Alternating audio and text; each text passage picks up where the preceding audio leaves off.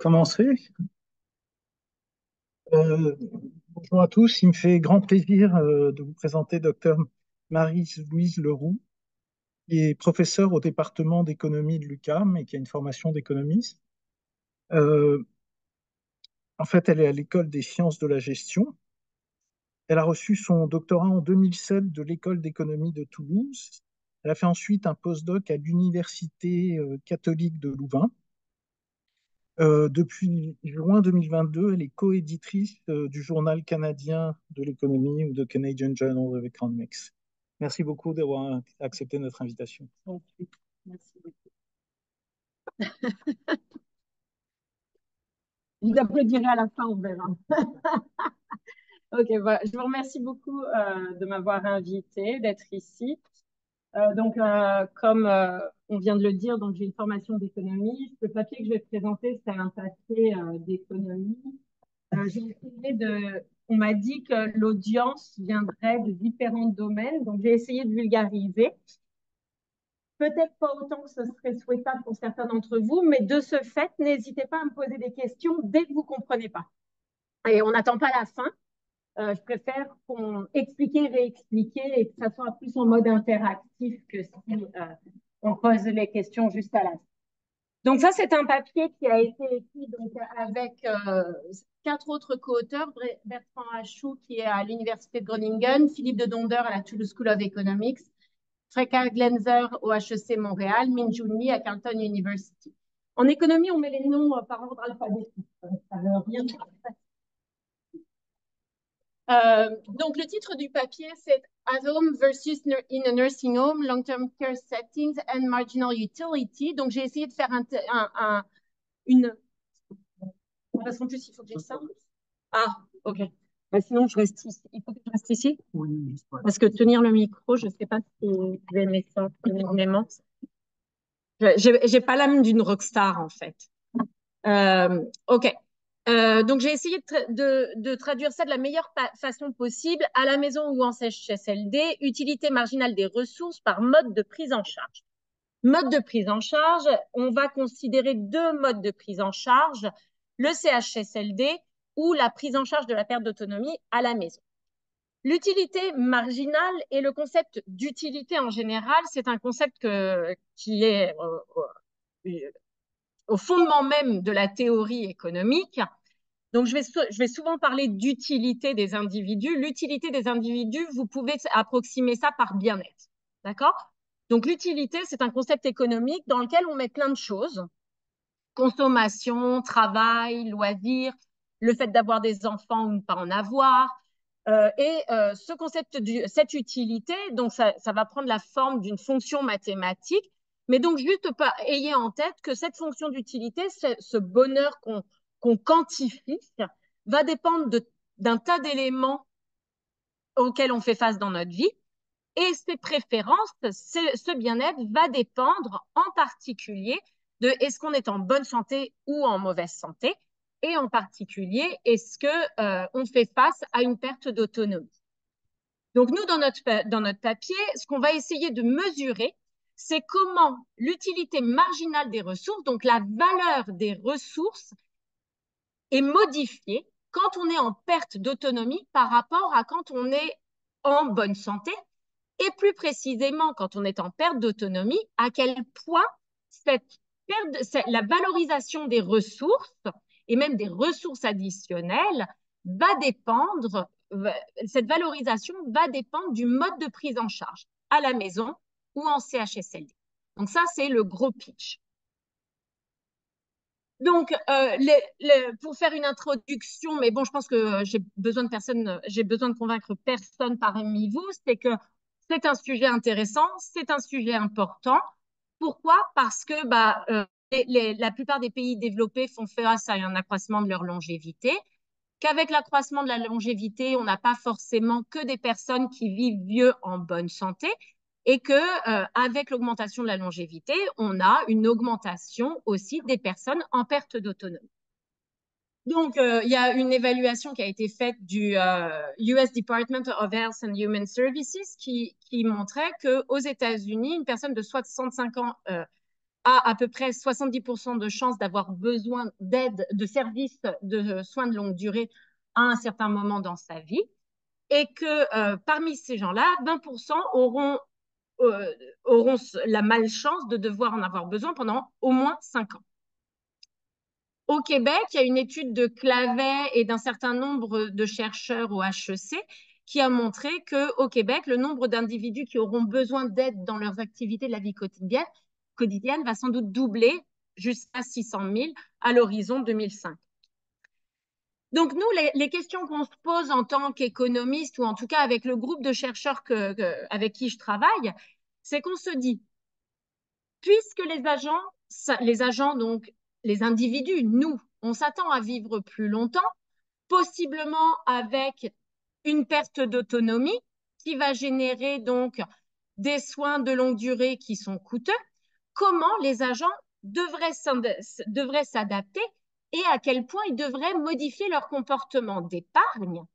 Donc ça, c'est la première question et je vais beaucoup en parler aujourd'hui, mais aussi à quel point ils devraient acheter de l'assurance privée. Alors, au Québec, au Canada, c'est pas quelque chose de très répandu, mais dans certains pays d'Europe, on voit des produits d'assurance qui commencent à se développer.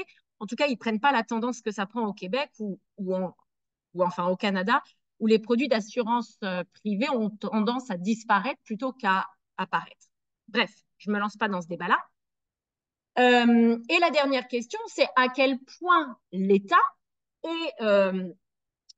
l'État devrait s'impliquer dans le financement de cette perte d'autonomie. À quel point il devrait s'investir pour éventuellement donner des subventions à des individus qui seraient en perte d'autonomie. Donc, c'est la question de la générosité des programmes publics.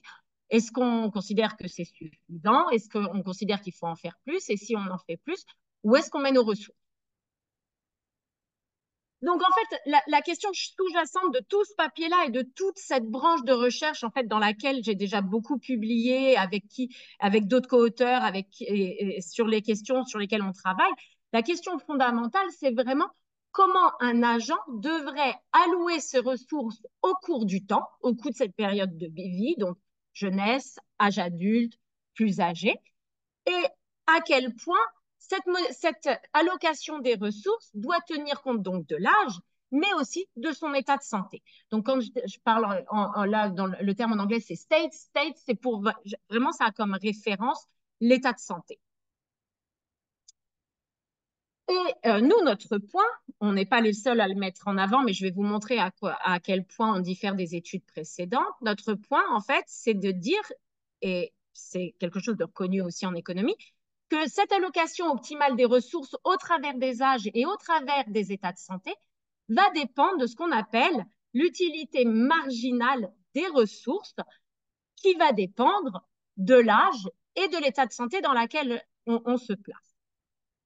Donc, l'utilité marginale, je reviens sur ce concept-là et n'hésitez pas à m'arrêter si ce n'est pas complètement clair. L'utilité marginale de la ressource, c'est à quel point le fait de nous donner un montant d'argent supplémentaire va augmenter notre bonheur. Marginal, parce qu'il y a bien le concept de variation dans ce que je vous ai dit. Et ici, en fait, cette variation marginale du bonheur, elle dépend de l'état de santé dans lequel on se trouve. Me donner, par exemple, 1 000 $ de plus pour faire un voyage en Floride, si je suis en perte d'autonomie, ça a certainement beaucoup moins de valeur que si on me les donne quand je suis complètement autonome et que je suis libre de voyager facilement, de visiter tous les endroits que je souhaite visiter. OK? Donc, c'est un peu l'idée sous-jacente. L'utilité marginale, elle dépend vraiment de notre condition de santé. Donc, la manière dont on va pouvoir utiliser nos ressources dépend de ces états de santé. Et donc, de fait, ça impacte notre valorisation de ces ressources. Donc, l'utilité marginale des dépenses, elle dépend à la fois de ce que je vous ai expliqué à l'instant. Donc, c'est mon deuxième point. Si vous n'avez pas envie de regarder l'équation, j'espère que vous avez compris ce que je vous ai dit avant. Au pire, je peux répéter. Mais l'utilité marginale, elle va être aussi impactée par le fait qu'on a un certain niveau de ressources à un moment donné qui va être grévé par le fait que, en perte d'autonomie ou en mauvaise santé, on va devoir payer pour des services de soins de longue durée ou payer pour des médicaments. Enfin, il y a des dépenses de santé additionnelles que l'on doit que l'on doit payer, que l'on n'aurait pas à payer si jamais on n'était pas en perte d'autonomie. Donc, notre bonheur et à quel point on valorise des ressources additionnelles, il y a deux aspects. Il y a à la fois l'aspect contrainte budgétaire. Si je paye des dépenses de santé, les ressources qui me restent à disposition sont moindres et donc ça va modifier la manière dont je peux allouer mes ressources au travers de ce que je veux consommer et donc ce qui me crée de l'utilité. Et il y a aussi le fait que mon bonheur, mon utilité de ces ressources dépend d'à quel point je suis en bonne santé ou pas. Et donc, c'est tout le point du papier. On n'est pas les premiers à avoir travaillé là-dessus. Il y a eu plusieurs études, en particulier Finkelstein et co-auteurs qui, eux, avaient évalué l'utilité marginale d'être en bonne santé versus mauvaise santé face à un panel de gens qui avaient des maladies chroniques. On a Amrix et co-auteurs qui ont évalué ça. Ils ont comparé utilité marginale en cas de bonne santé versus dans le cas où on serait en perte d'autonomie. Et nous, notre papier, il part de ce papier d'Amrix et il dit quoi? Il dit, en fait, l'utilité marginale, elle va dépendre, certes, de est-ce que je suis en bonne santé, donc je n'ai pas besoin de long terme care, mais une fois que je suis en long terme care, l'utilité marginale des ressources va dépendre de est-ce que je suis donc NH Nursing Home, est-ce que je suis en CHSLD ou est-ce que je suis restée à la maison home care. OK?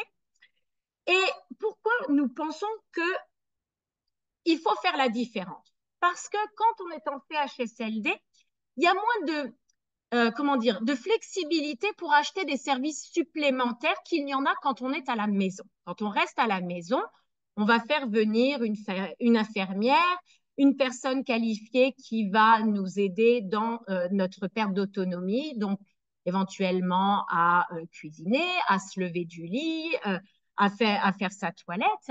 Mais au-delà même de cette prise en charge qui est liée à la perte d'autonomie elle-même, il y a des dépenses que la personne âgée doit continuer à faire et en cela, elle a plus de largesse pour améliorer sa qualité de vie.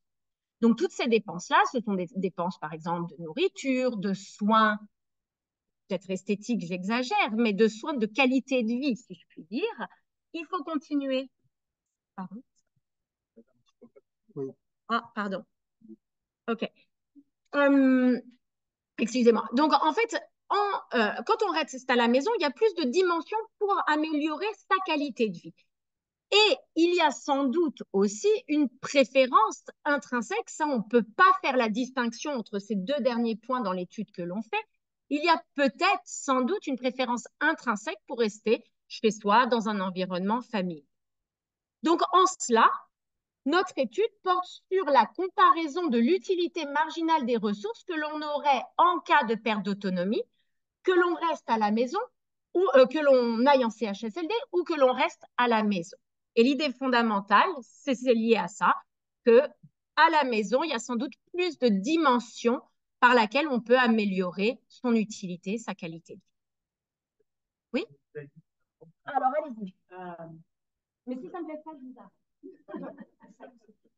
Le modèle que vous présentez, je l'entends en théorie, mais dans la confrontation pratique, l'accessibilité aux services et les ressources qui sont réellement disponibles entraîne une large modulation. C'est-à-dire que finalement, on a des patients qui, pour rester chez eux et avoir le service qu'ils souhaitent avoir, sont contraints d'attendre 6 mois, 8 mois, la bonne disponibilité du service. Et donc, est-ce que vraiment dans le modèle que vous développez tient compte de l'accessibilité réelle au service? Alors, je repars sur mon micro.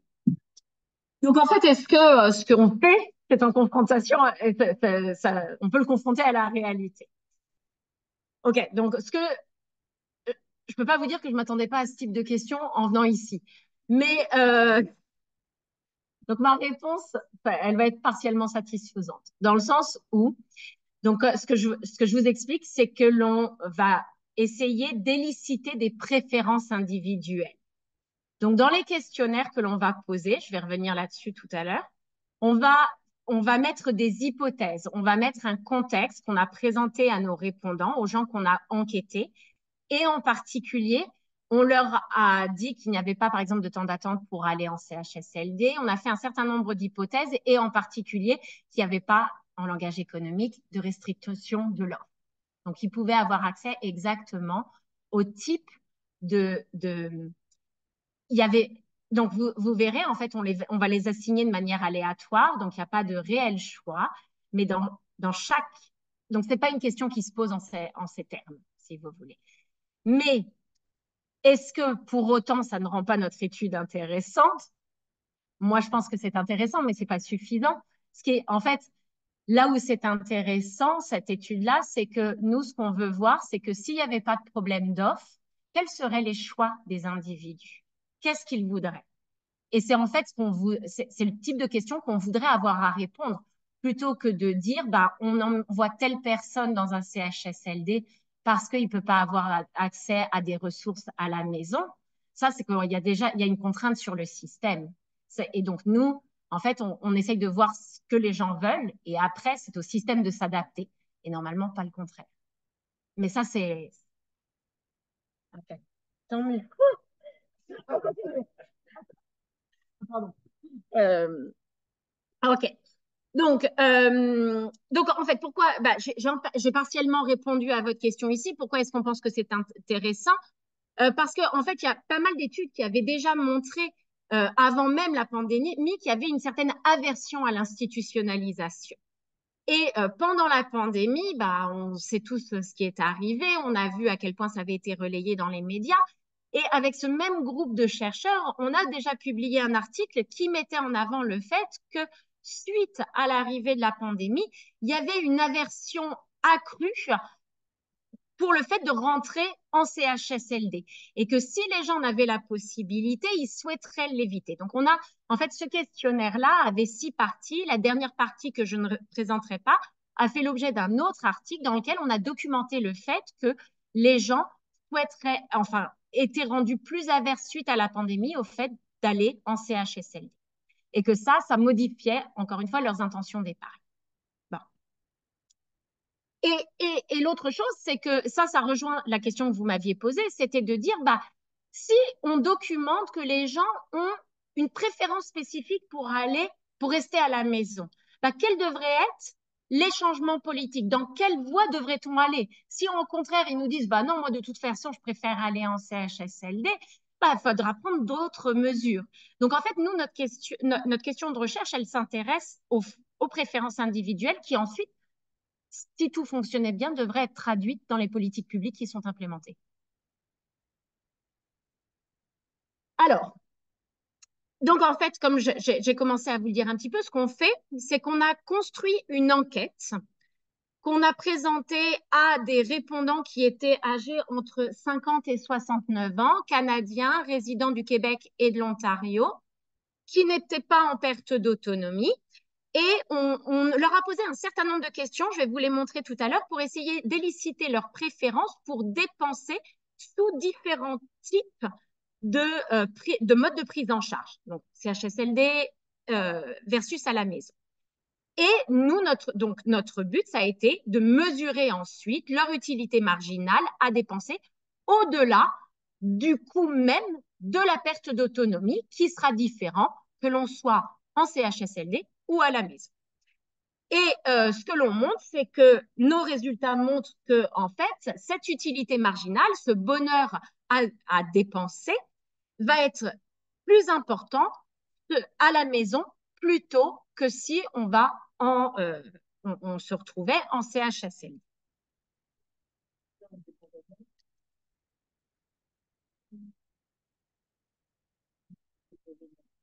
Vous allez voir, on leur a présenté des scénarios différents avec des coûts différents. Vous allez voir comment on fait.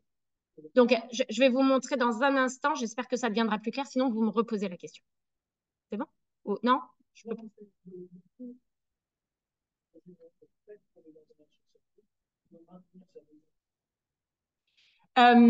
Donc, en fait, on leur a présenté des scénarios et donc on leur a dit si jamais vous allez en CHS. Donc, De manière aléatoire, on les a assignés dans l'un ou l'autre scénario. Quand ils étaient dans le scénario nursing home, on leur disait le coût de la perte d'autonomie, il est de temps. Quand vous êtes à la maison, le coût de la perte d'autonomie, il est de temps, mais n'oubliez pas, c'est ce que je vais vous montrer tout à l'heure, n'oubliez pas que vous devrez continuer à payer pour votre nourriture, pour votre hypothèque, votre loyer, l'entretien de la maison, etc. Donc, on a deux scénarios qui sont extrêmement clairs. Enfin, extrêmement clairs. Vous me direz ça encore tout à l'heure. J'espère que moi, je le serai aussi. Et sinon, vous me reposez la question. OK? Et donc ensuite, on a estimé des paramètres de préférence. Ensuite, les économistes, normalement, ils sont assez bons pour faire ça. Ils font des modèles où ils essayent de modéliser ce que ferait un individu étant donné des préférences, une contrainte budgétaire, des risques de mortalité et de santé, comme c'est écrit là-haut, étant donné son revenu permanent, donc le revenu de cycle de vie, on va dire le revenu moyen sur l'ensemble de la vie, et étant donné la volonté qu'ils veulent sans doute laisser un héritage à ses enfants. Et dans ce modèle-là, on va aussi supposer qu'il existe une assurance publique qui aide à la prise en charge des soins liés à la perte d'autonomie. Quand on met nos paramètres qui ont été estimés grâce à notre questionnaire dans ce modèle-là, quand on met des fonctions d'utilité, donc quand on fait rouler ce modèle-là, on trouve que les différences d'utilité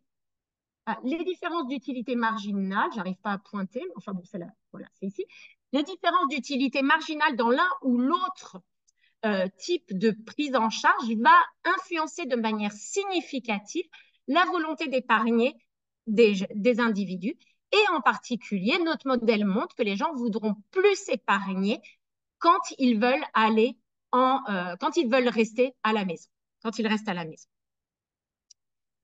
L'autre exercice que l'on fait, c'est qu'on a calculé le montant on a calculé la valorisation d'une assurance supplémentaire pour la perte d'autonomie. Donc, si on leur donnait un 10 000 $ de plus en cas de perte d'autonomie par an, quel que soit le mode de prise en charge, à combien est-ce qu'ils évalueraient cette subvention additionnelle? Et ce qu'on montre, c'est qu'à nouveau, cette subvention est beaucoup plus valorisée si la personne reste à la maison que si elle va en CHSLD. Et on montre en fait que la valeur attribuée par les individus est 2 fois le coût moyen de cette subvention. Et donc, ça va dans le sens de certaines recommandations politiques que vous pouvez imaginer. Donc, la littérature, ouais, je vais passer très vite. Okay. Donc, là encore, je vais dans le vif du sujet. Les données d'études que l'on a, les données d'enquête que l'on a.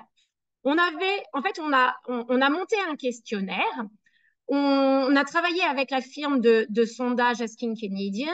On a envoyé notre questionnaire à 3004 Canadiens en Ontario et au Québec qui n'avaient pas besoin de services de soins de longue durée.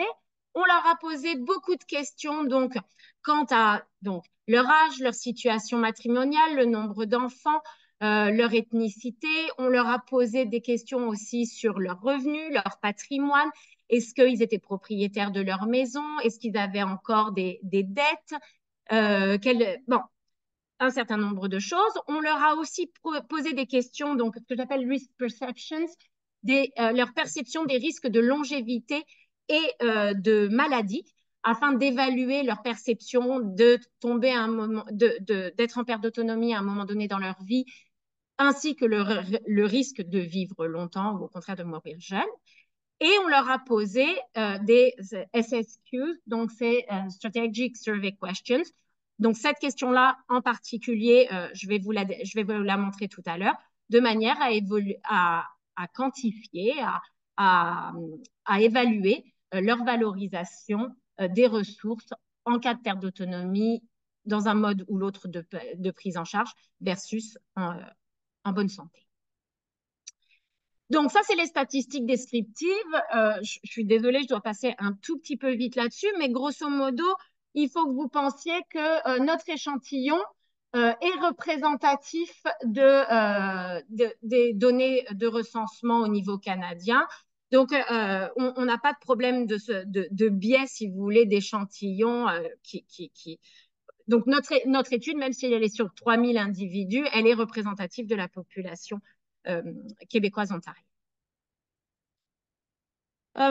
OK. Donc, quelle est la question stratégique qu'on leur a posée? On leur a dit, à nos répondants, supposez que vous ayez 80 ans l'année prochaine, que vous viviez seul.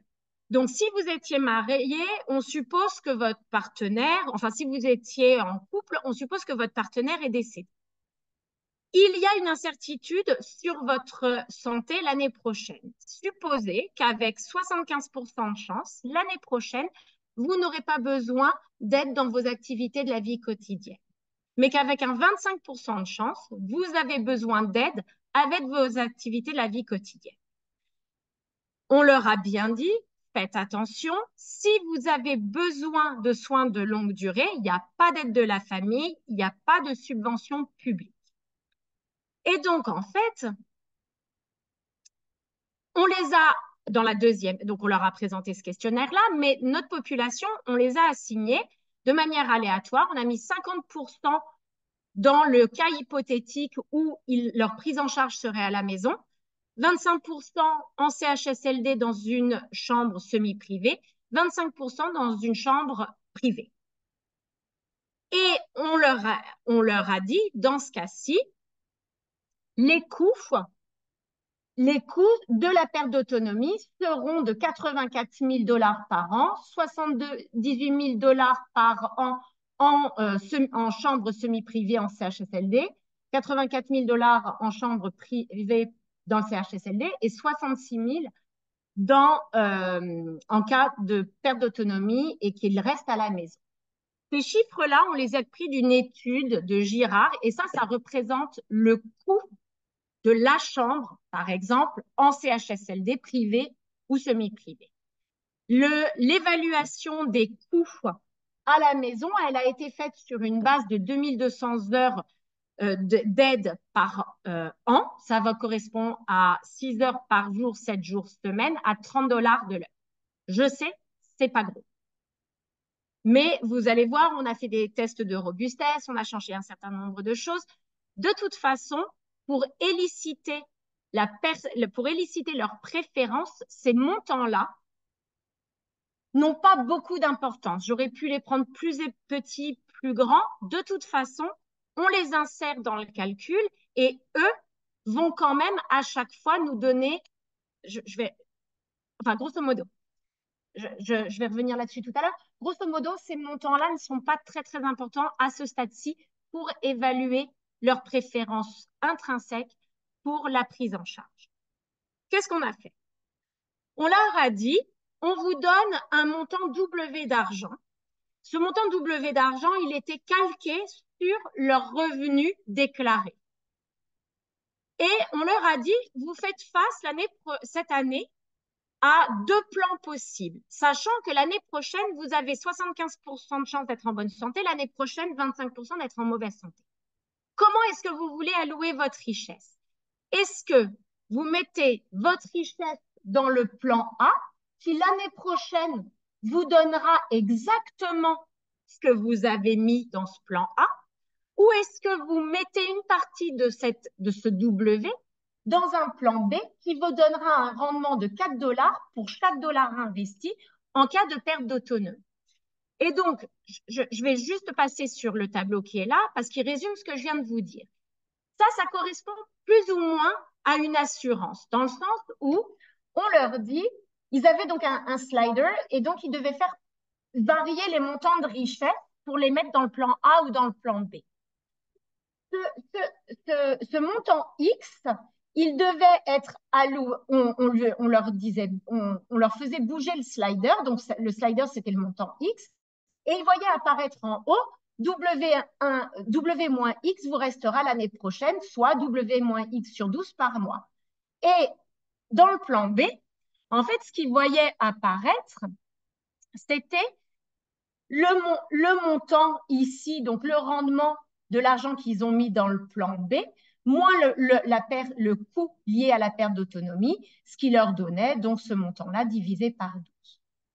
Donc, eux devaient allouer des richesses entre bon état de la nature, bonne santé, mauvais état de la nature, où ils avaient un rendement supérieur à l'argent investi. Bien, si jamais ces gens-là ne mettaient pas assez d'argent de côté pour financer leur perte d'autonomie, il y avait un message d'erreur, on leur demandait de remettre, enfin, on leur disait que ça n'était pas possible. Il fallait mettre de l'argent en cas de perte d'autonomie. Et donc alors, pardon, je reviens en arrière, excusez-moi. On leur a bien précisé qu'il n'y aurait pas d'autres ressources disponibles pour payer pour les soins de longue durée et pour tout ce qui est autre consommation. Donc, c'était vraiment un montant W à allouer. Que cet argent-là ne pouvait pas être économisé pour le futur et qu'il ne pouvait pas non plus emprunter sur le futur. On leur a posé 2 fois la question sur 2 montants de richesse, toujours indexés sur leurs revenus déclarés. Et donc, en fait, ce que ça nous a donné, pour chaque répondant, ça nous a donné les ressources qu'ils voudraient mettre de côté s'ils étaient en perte d'autonomie, conditionnellement au mode de prise en charge dans lesquels on les avait assignés, sur le montant d'argent qu'il fallait leur laisser, qu'ils souhaitaient avoir, s'ils n'étaient pas en perte d'autonomie. Et donc ça nous donne le montant de ressources, ce ratio-là nous dit, quand il est plus grand que 1, qu'ils veulent plus de ressources en cas de perte d'autonomie, une fois payées les dépenses de santé, enfin les dépenses liées à la perte d'autonomie, ils veulent quand même plus de ressources que dans le cas où ils n'auraient pas été en perte d'autonomie.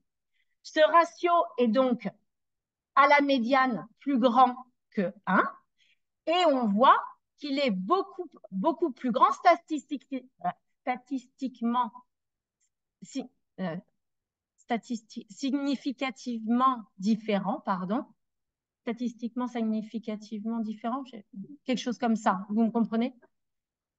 Différent. Mais statistique, enfin, on fait des tests de moyenne quand même, enfin, bon, enfin, ok. C'est significatif, quoi, parce que 1,30, 1,32, c'est différent, mais c'est pas significativement différent. C'est juste ça que je voulais dire. Bref, je pense que vous m'aviez compris.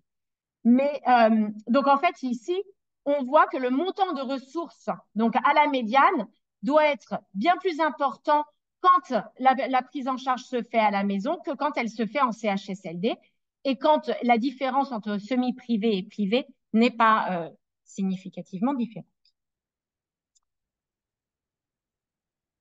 Ces réponses-là, elles sont crédibles. Pourquoi? Parce qu'on leur a on a fait des tests de corrélation par rapport aux 2 questions qu'on leur avait posées. Rappelez-vous, je vous ai dit qu'on leur posait la question pour 2 niveaux de richesse.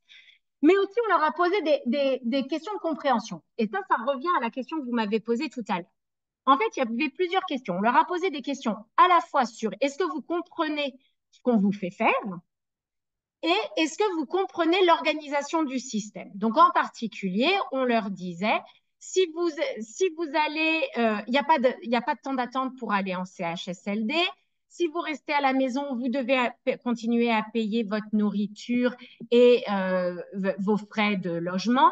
En revanche, si vous êtes, et par contre, s'ils étaient assignés au CHSLD, on leur disait que le CHSLD prenait tout en charge, c'est-à-dire nourriture, soins de santé et hébergement.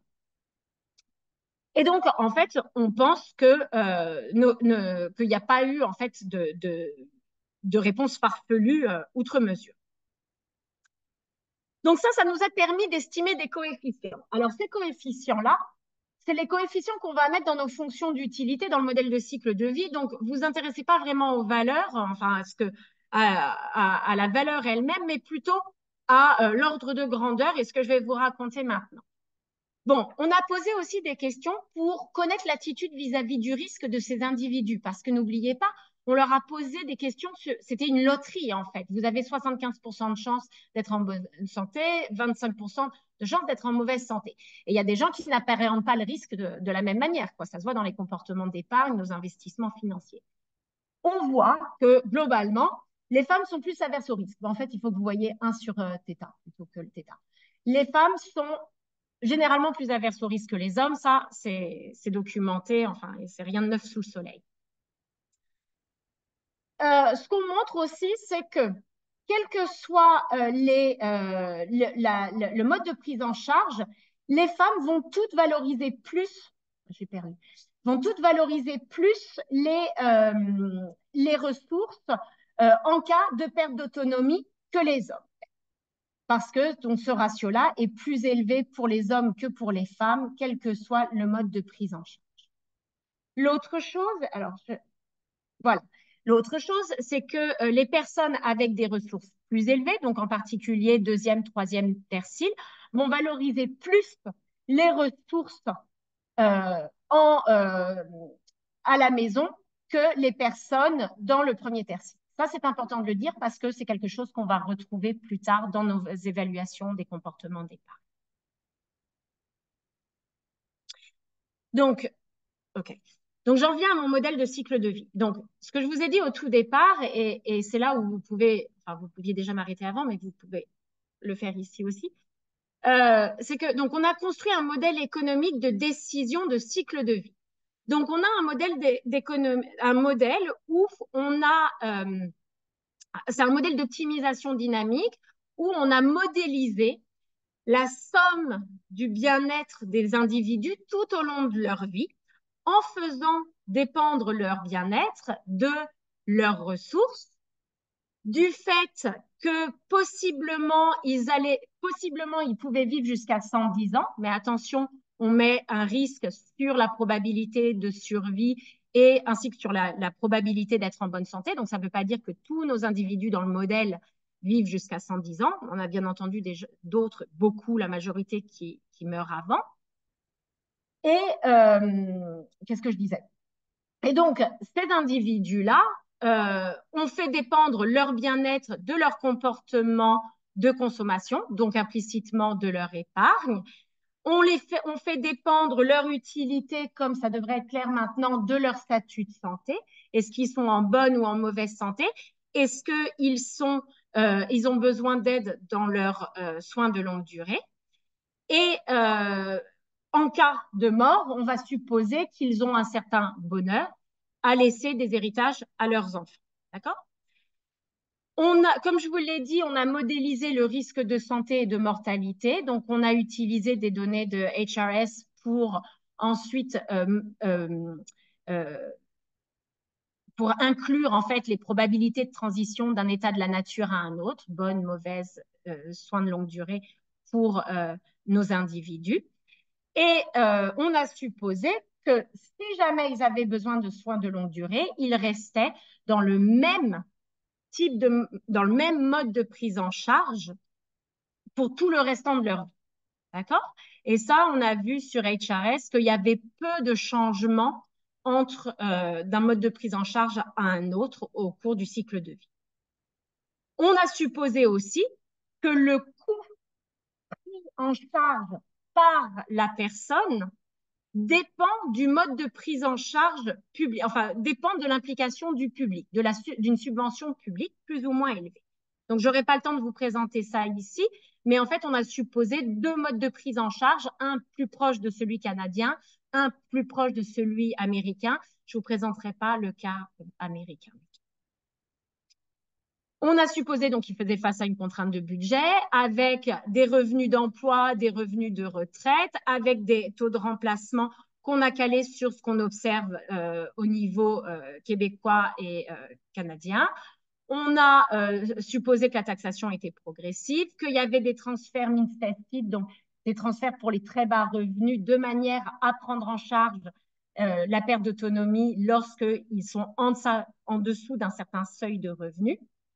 Et avec ce modèle-là, une fois qu'on a mis tous ces ingrédients dans ce modèle d'optimisation dynamique, on a pu estimer quelle était en fait leur volonté d'épargne à différents âges en fonction du mode de prise en charge dans lesquels on les met. D'accord?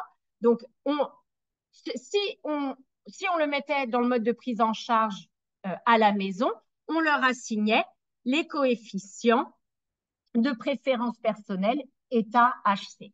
si on les avait assignés dans le mode de prise en charge CHSLD, on leur assignait un coefficient de préférence pour ce mode-là qui était égal à ces valeurs-là. OK? Plus ou moins. Et donc, à partir de là, on estime leur épargne. Ah oui, pardon.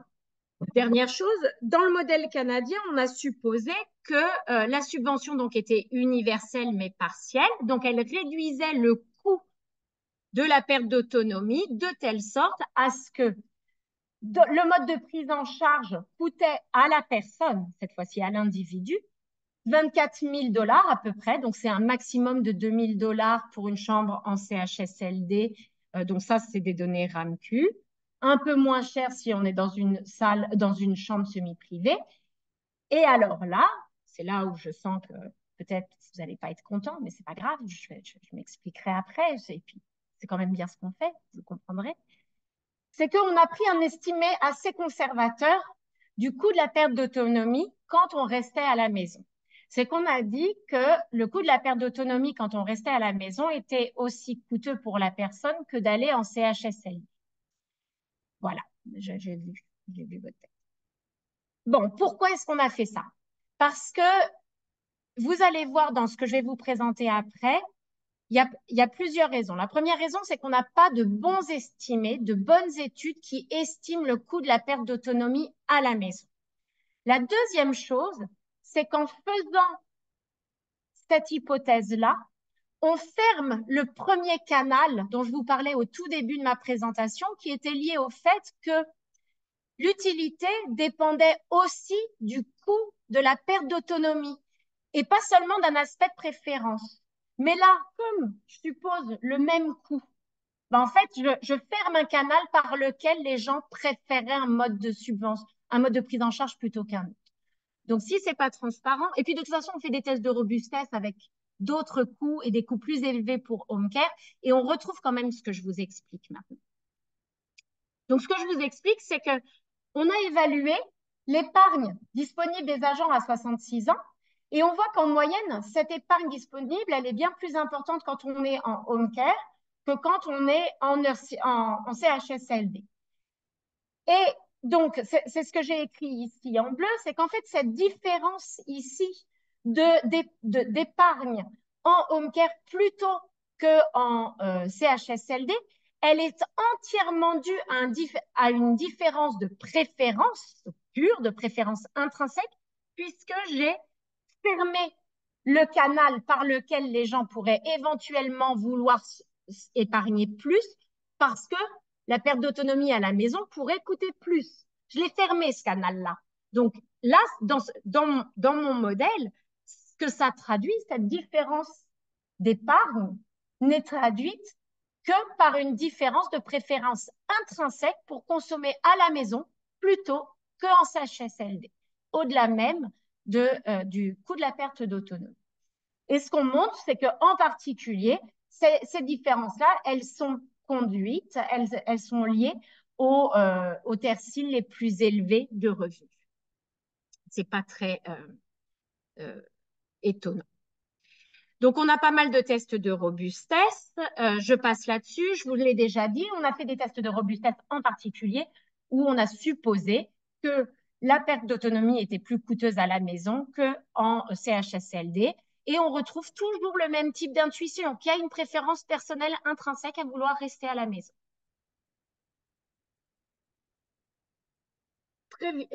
J'ai combien de minutes? Parce que normalement, je suis censée avoir fini là ou... Ouais, 5. OK. Donc, très vite. On a fait cet autre exercice dont je vous ai parlé au début de la présentation. C'est qu'on a évalué à combien valoriseraient nos individus en fonction de leur âge, leur revenu, une subvention qui leur donnerait 10 000 $ chaque année en cas de perte d'autonomie. Donc, souvenez-vous, ça veut dire avec une chance de 25 %. D'accord? À combien il valoriserait cette subvention donnée en cas de perte d'autonomie? Et donc, pour ce faire, on a évalué à quel montant, quel transfert aujourd'hui leur donnerait autant de bonheur, d'utilité que cette subvention additionnelle en cas de perte d'autonomie, donc avec un 25% de chance. Et ça, en fait, ce qu'on trouve, c'est que cette valorisation d'une assurance supplémentaire, elle est évaluée donc à un transfert monétaire one shot de $52 000 dans le cas de home care, $49 000 dans le cas dans le cas où on irait en CHSL. Ça, c'est cette valorisation-là, oui, exactement, elle est la plus importante pour les personnes dans le secondaire cible. Ça vient du fait que sans doute ces personnes-là ne sont plus éligibles à un certain nombre de subventions auxquelles on a accès quand on est à très bas revenus, mais ne sont pas suffisamment riches pour avoir des moyens importants pour payer leurs dépenses en cas de perte d'autonomie. Et ce que j'appelais le bang for buck calculation, bang for buck calcul, c'est le ratio de la valorisation sur le coût moyen de cette dépense. Et on trouve que cette valorisation, elle est près de 3 fois plus élevée que son coût moyen dans le cas de home care. Et donc ça nous amène à... Et bon, c'est plus important que pour nursing private, pour le cas en CHSL. Donc, pour conclure vite, ce que j'ai voulu vous montrer ici, c'est que c'est important, c'est intéressant de comprendre les préférences pour un mode de prise en charge plutôt qu'un autre des individus et que ça, c'est indépendant même du coût même lié à ce mode de prise en charge. Il y a une préférence intrinsèque de ces individus pour rester à la maison. Et comme je vous l'ai montré tout à l'heure, en fait, ça nous a permis d'avoir des conclusions en termes de comportement d'épargne sur le cycle de vie. Et donc, on montre que les gens voudront ou devront épargner beaucoup plus pour rester à la maison, que ça se traduit aussi par une valorisation plus importante de subventions qui sont données quand on reste à la maison que quand on va en CHSLD. Et donc, en fait, nos papiers, il essaye d'éclairer sur le fait que ces différences de préférence vont modifier fondamentalement les comportements d'auto-assurance et éventuellement ce qui serait souhaitable comme politique publique de prise en charge de la dépendance, de la perte d'autonomie à mettre en place. Voilà, vite.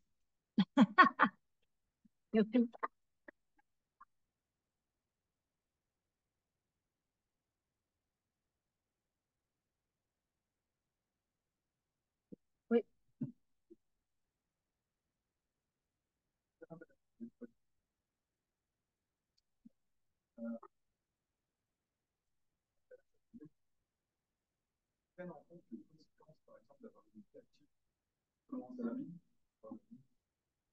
Non. Donc, en fait, faut quand même, faut réaliser qu'en tout cas dans le domaine de l'économie, cette modélisation des préférences de santé, c'est quelque chose, des préférences individuelles en fonction de leur état de santé, c'était quelque chose d'assez connu. Mais quant à la modélisation des préférences en cas de perte d'autonomie, c'est beaucoup plus récent. L'autre étude qui fait ça, c'est l'étude de 2020 de Hamrich et al. Que j'ai mentionné. Mais le point que vous mentionnez, il est très important. Et je pense qu'effectivement, il y a plus de recherches qui devraient être faites là-dessus. Et en tout cas, nous, dans notre étude, on n'a pas du tout, dans les questionnaires qu'on a posés, on n'a absolument pas parlé de vie active. Voilà.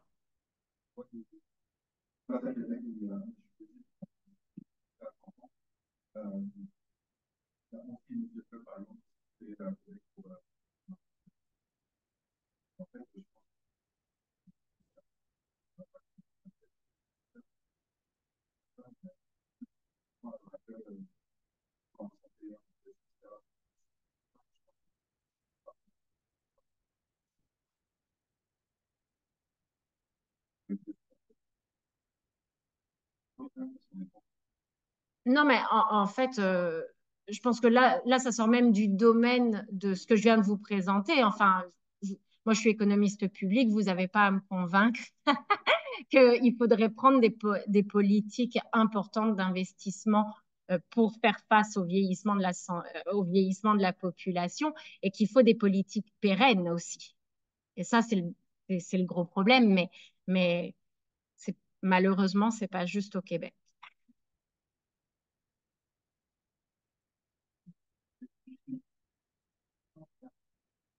Merci pour vraiment cette présentation complètement dehors de recherche et vraiment intéressant d'avoir ce regard. J'ai quand même deux questions sur deux hypothèses que vous prenez qui me semblent un peu plus sujet et qui sont peut-être un peu moins dans la polémique. Ouais, ouais. Vous avez cette alternative. Ouais, ouais. La première hypothèse, c'est de considérer que le choix intelligent comme relativement leur stratégie de décision comme relativement fixe au fur et à mesure où ils évoluent dans la vie. Alors qu'en pratique, on sait que les maladies dont on parle, qui amènent à des pertes de soins longue durée, comme la maladie d'Alzheimer ou autre, sont des maladies dégénératives progressives et que les comportements de décision changent au fur et à mesure où on est confronté. C'est pas comme une décision du lendemain. On sait qu'on peut changer sa vie au fur et à mesure du temps. Et le deuxième paramètre fixe qui peut aussi varier, c'est le CHSLD comme modèle de nous. Alors qu'on sait aussi qu'il y a de plus en plus de résidences et maisons évolutives. Et donc, on peut, alors c'est un peu dans le cas au Québec, c'est beaucoup plus le cas en France pour le coup, d'aller dans des modes de vie qui nous suivent depuis le studio dans lequel on est complètement autonome et indépendant jusqu'à des soins. Oui, oui. Ok, alors, donc, j'ai deux réponses et effectivement, ça répond pas complètement à vos interrogations. La première chose, c'est que dans le questionnaire, on a on a supposé qu'il n'y avait pas de déclin cognitif. D'accord? Donc, juste physique. Et vous m'avez quand même parlé de changement de mode de prise en charge en fonction du déclin cognitif. Je suis assez d'accord avec vous a priori que c'est évolutif, qu'on change d'endroit en fonction de l'intensité de la perte d'autonomie. Et j'étais assez surprise, voilà, ça c'est les données HRS, donc Health and Retirement Study aux États-Unis. Et en fait, parce que la question que vous posez, c'est une question qu'on a systématiquement. Et nous, ce qu'on a montré, c'est que sur les années 2004-2014, en fait, pour les répondants qui avaient besoin, pour les personnes qui avaient répondu à cette enquête, donc ça c'est aux États-Unis, en fait, on a quand même une vaste majorité de gens qui n'utilisent qu'un type de prise en charge. Et donc, ça, c'est ma réponse d'académique et c'est la réponse que je fais c'est la réponse qu'on fera quand on soumet le papier et que les rapporteurs nous reviennent avec ça. C'est que quand on regarde HRS, en fait, les gens, soit à 54%, ils restent à la maison, 34% en nursing home, et il n'y a pas de switch comme vous parliez. Ça, moi, j'aimerais savoir, et je suis a priori, j'entends complètement votre argument parce que c'est mon a priori. Alors, donc, j'aimerais savoir si de tels comportements se retrouvent ici au Québec, en Ontario. Est-ce qu'on a des données? Est-ce qu'il y a des statistiques qui montrent qu'une fois qu'on reste à la maison, on y reste vraiment la plupart du temps? Ou est-ce qu'il y a vraiment un switch qui s'effectue? Là, je n'ai pas de données là-dessus pour le Québec ou l'Ontario. Parce que là, pour le coup, c'est un petit point impose ça, dans le sens où on est en résidence ressources intermédiaires. Ouais. Tant que les moyens de soignants le permettent, parce que c'est même pas sur les soins individuels, c'est selon notre niveau de dépendance et les moyens de soignants. Et quand on a besoin de moyens de soignants supplémentaires et qu'on ne peut plus s'adapter, mais comme je disais en introduction, on devrait, mais on ne peut plus, eh bien, on nous réorganise en CHSCT pour avoir des moyens supplémentaires. Donc, en fait, l'organisation des systèmes de santé publique au Québec impose ce changement de lieu selon les ressources. Ouais. Écoutez, je prends vraiment votre point, mais bon, voilà, c'est votre question, c'est ma réponse. Je suis désolée, Parle de science, et de, Exactement, exactement. De toute façon, et donc, ah oui, l'autre chose, excusez-moi après. L'autre chose, c'est que pour notre modèle de cycle de vie, donc notre modèle d'optimisation dynamique, ça aurait été beaucoup plus compliqué si on supposait ce changement, cette transition d'un mode de prise en charge à un autre. Et là, il y a même carrément une autre question qui se pose, c'est à quel point c'est endogène le mode de prise en charge. Là, nous, on s'est simplifié la vie, entre guillemets, en faisant une assignation aléatoire. Voilà. Oui.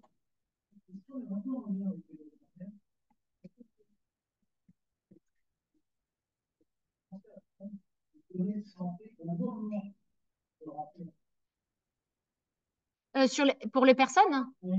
Ah oui, oui, oui, on a, j'allais dire tout leur pédigré, oui, on leur pose des questions sur leur santé, mais c'est santé déclarée, quoi. Est-ce qu'ils ont eu des épisodes, est-ce qu'ils ont des maladies chroniques? On leur montre.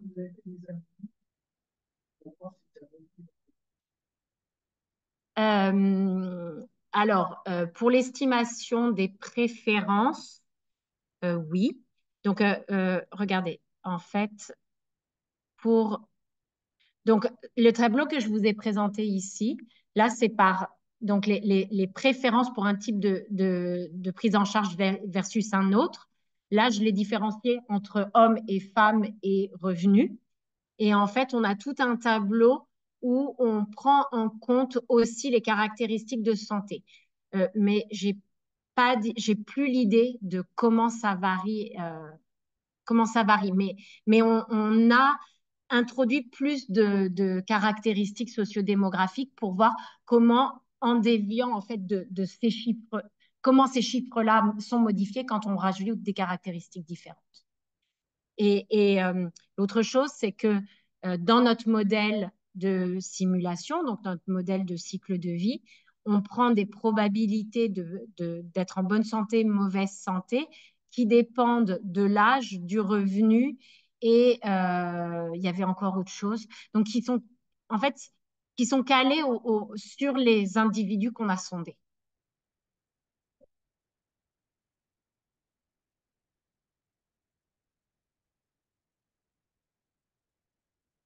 Encore une question? Ah, merci beaucoup. Merci à vous. Merci.